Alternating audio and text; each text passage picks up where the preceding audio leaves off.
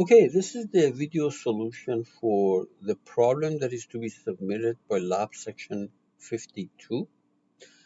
The difference between this homework and the one for lab 51 is that for 51, they need to submit problem 1, and you guys, lab 52, you have to submit problem 2.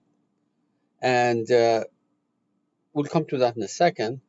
The other thing is that you have to realize that at the end of this week, starting Saturday, we're going to have a summer break, and this assignment is due after you come back from the summer break, which is you're coming back on Monday, I believe Monday the you're coming back on Monday the 28th, and this assignment has to be uploaded by Wednesday, June 30th, 12 p.m., 12 noon. Okay. Now, let's look at the problem. You have a cylinder which is 12 inches in radius and 48 inches tall, high, and it is clamped at this end and is subjected to a compressive load. And the wall thickness is 1 inch, and you're expected to find the buckling load using solid elements, which is a terrible idea. Okay, and do not use symmetry in buckling or natural frequency calculation unless you know what you're doing. Also, I'm giving you some details on the type of element that you should be using. Use parabolic with size 2 inches. Okay, so let's go ahead and do that. What I'm going to do is I'm going to create a surface first, and then I will thicken it, not thicken it, but thicken it. thicken. Okay, so I'll create this and then thicken it to get an object that I want. Okay, so let's go ahead and do that. Uh, okay, start with the part. Immediately save it. File, save management, save as, desktop, new folder, and this is going to be lab 52 and problem 2. If you want to see problem 1, how it's done, go and watch the video for lab section 51. Okay, let's make it. On that plane, I will sketch a circle of radius 24. Ooh, okay, try it again. I want to put it right at the center. It really doesn't matter, but that's what I want to do. So this is going to be diameter 24 or radius 12. Oh, no. Yeah, that's correct. Diameter 24, radius 12. Exit, extrude it by 48 inches.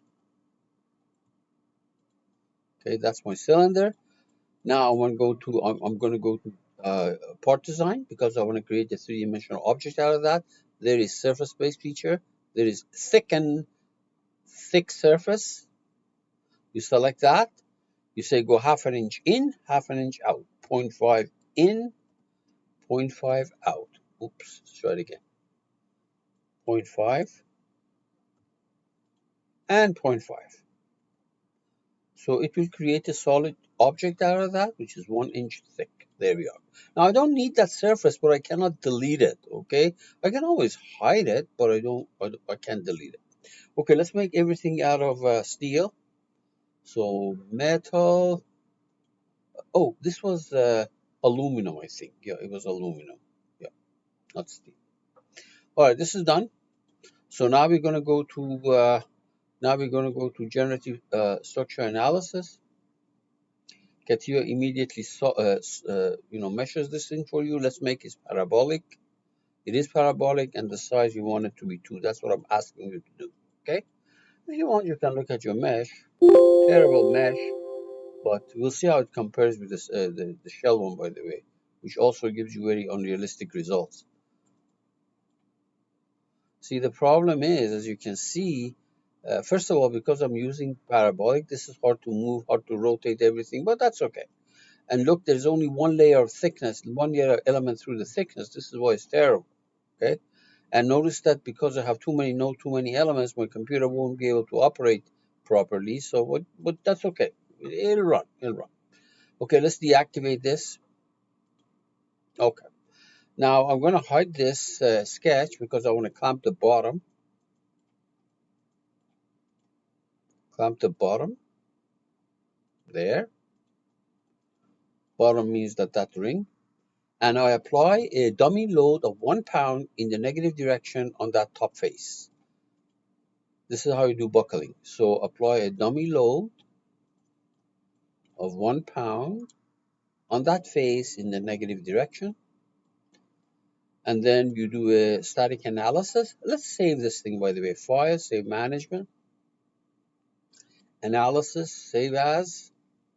This is the right folder, lab 52, problem 2. We save it there. We're going to run it. Obviously, nothing fancy is going to happen. This is going to get compressed, which is fine. We know that. This is not buckling. It's just static analysis. You do first in Cativa. First, you do a static analysis. All that happens. This is going to get compressed. Nothing fancy. Okay, good. So deactivate this plot. You don't even have to look at it. And then you're going to say insert buckling case. Buckling case. And then it says, where is your reference solution? Reference solution is the one that you just ran. This static case, that is your reference solution. You say, okay, and run it. And it will do the buckling calculation for you, and you get the multipliers that you're looking for. Now remember, the shell analysis gave it load of 10 million pounds. That's ridiculous. But let's see now what this thing does. So let's do the deflection. This is the first buckling shape, which is very similar to what I got for the shell, by the way. If you double click on it, it'll give you all the buckling modes and the multipliers right here. You see that? Again, this is 11 million pounds. These linear buckling analysis are non-conservative. In other words, what you get, the real structure will actually fail below that.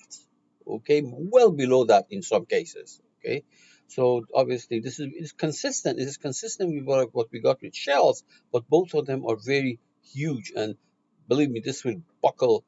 It will collapse before 10 million pounds. And then you can look at the other buckling modes, by the way. You can rotate this thing, but the problem is that I'm using parabolic, too many elements. This is why it's going to be tough to do these things. But let's see now. Here's the other buckling load and mode right there. And then you get all kind of weird things. It's hard to get these things. Just the first one probably is critical because you'll never get there. This structure will collapse at the first buckling load, whatever it happens to be. Okay, good.